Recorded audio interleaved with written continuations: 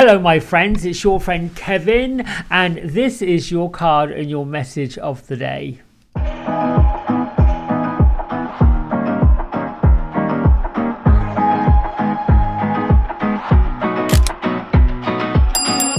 I should start this by saying welcome everybody who comes, new subscribers, new visitors to the channel. Don't forget to like, subscribe and hit the notification bell. We are using Angels and Auras as our card of the day for this week. This deck was put together by Radley Valentine and Dougal Fraser, who are really good spiritual friends. They're also teachers of mine. The illustrations are by Brooke Stefanelli. What I like about working with these decks is through some of my work, my spiritual openings, as many of you also know because you're in the same groups, I like understanding the vision behind these cards and what their energy was to creating them. I think it gives another layer of dimension. I should mention we are in a number 8 day, visionary, business oriented, being prosperous, being on the right path. It works with the King of Earth or the King of Pentacles. It's like that stairway up to greatness, prosperity. It's an indication that the prayers have been answered. Everything that we've wanted to dream about is coming to fruition. So it's a good abundance and prosperity day. My isms for today is aim high, even if you miss, and I'm ready for cosmic teamwork. My little isms, it goes along with whatever the energy of the day is. I should also point out that we are in the last little bit of the last the new moon phase. The full moon pops up at midnight Pacific time, 3 a.m. New York time, which would be like 5 a.m. in the Europe tomorrow, the 20th, well actually today really, the 25th, it is the 20th, no, tomorrow, the 25th, sorry. But the energy of the full moon, and this being an eclipse full moon, is in Libra. We also have an alignment with Venus, so which is where the dreams are coming in, which is where our love's coming in, which is where all the goods are coming in. I'm going to talk a little bit about that in a minute, but let's get to our card of the week. Now this was a surprise for me. We are using the Divine Masters Oracle deck by Kyle Gray with illustrations by Jennifer Hawkyard. Now this is what I like. I shuffled and I prayed and I held, like I do every week when we choose a new master. Spread them out and then chose one. And guess what? Our beautiful friend VAJRAYOGINI said, I am not done with you yet. I'm back for another week, residently here. But this week, I believe VAJRAYOGINI, as I focus on her, what I believe is going on this week is she's opening the third eye center. The week that went prior, we had the point where we were transcending away from the fear and burning off anything that did not bring us confidence, that did not bring us that lifted energy. And this week, it is all about seeing. It's all about having a higher vision and being able to quickly identify not just the fear that we have on the earth plane, but this week I believe she's here to transcend the fears of our psychic abilities, the fear of the second guessing, the fear of, do we have it right? Have I got this right? Have I done this right? Am I doing this right? Those things are potentially fears, and they can be potential death traps. And I'm going to get, not death traps, I shouldn't say that. They can trip us up.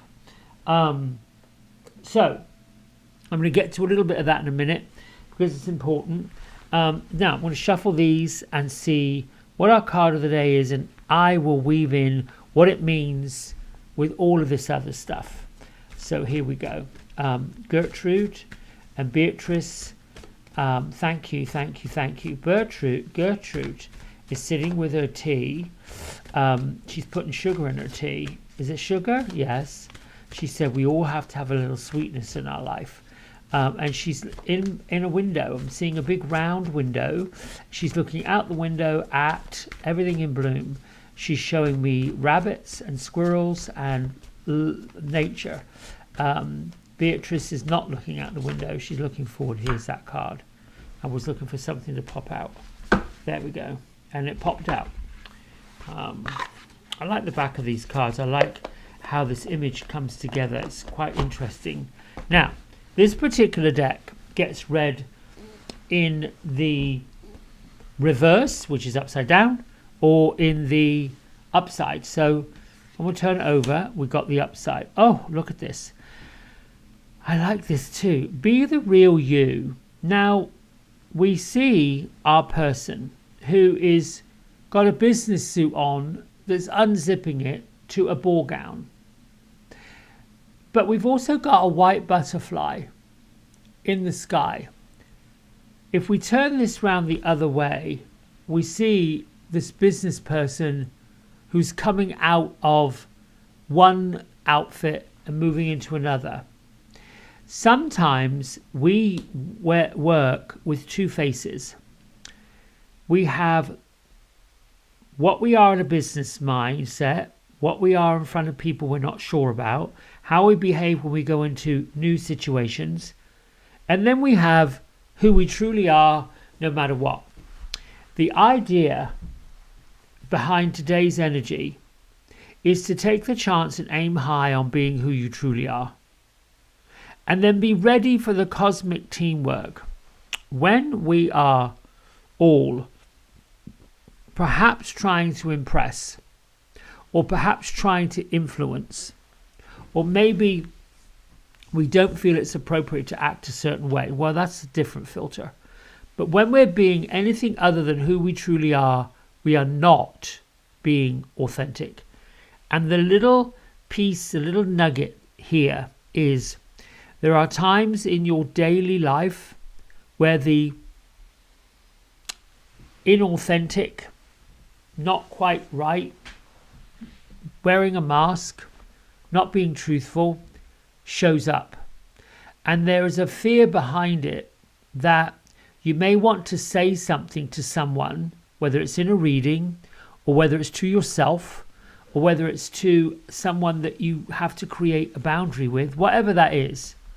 And you're not necessarily being truthful to yourself because you could possibly be overly concerned with how this may land in the hearts and the minds of other people.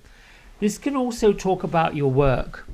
You might be looking for a promotion. You might be looking for an elevation. You might be looking for something that lifts you.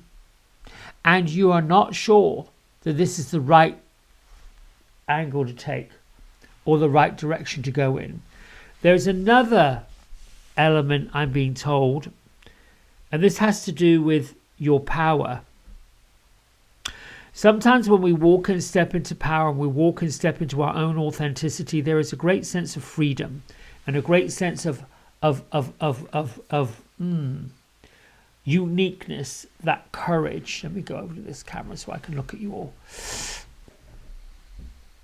As you transcend through, basically, I feel like we are born authentic. You know, we are just born that way. Let's stare into space together. No, wait. Let's learn about space together. Just say, hey Siri, how many stars are there? Oh dear. Now, how do you make that up? Really? I'm sitting here minding my own business, talking into this, and I've got Siri just poking her nose into my business and deciding to send me off on another. So Gertrude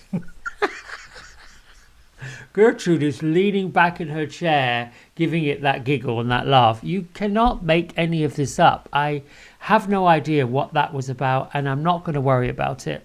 I was on a tangent. I was talking about when we step into our power and we step into our authenticity, the people around us are not quite ready for it. I am saying that the authenticity we came into the world with got piled up with layers upon layers. I like to call them emotional duvets. These emotional duvets piled up on top of us until we got sort of suffocated. We got too hot. There's too many blankets. I need to lift this off. And this is where we begin to go down that bumpy road of second guessing. Is this the way? Is that the way? Is this the way? Is that the way? And being concerned about what other people think, feel, and what they know, what they don't know. Whew. They've got their own journey, and our now job, once we show ourselves as being authentic and we've taken off those layers of doubt and fear and insecurity, and I'm doing it all the time, we can go into this place of overanalyzing what other people are going to say, think, or do. Now I'm looking at it like you've taken off all these layers of insecurity and you're standing in your authentic self. But now the fear is these people don't know this authentic side of you, or may not know, or might be a little bit put off by it. There's two ways of being. There's like a second phase. When we've worked out who we are, then the second phase of it becomes almost like raging. We are authentic. We are in our power. We are who we are. We've realized, and that can come across as being a little bit too powerful. So there's the idea of dialing it back.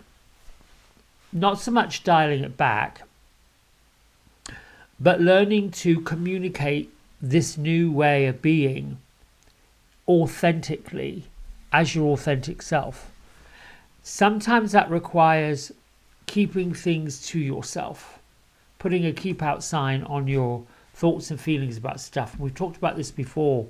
You know, there's an awful lot of fear when it comes up to choosing leaders of political parties, wherever you are, whatever time of year it is, whenever it is.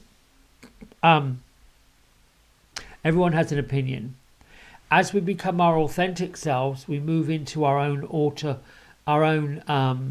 autonomy and our own power. And that can be off-putting to people. It's how our leaders emerge. True leaders emerge at a time when they're needed.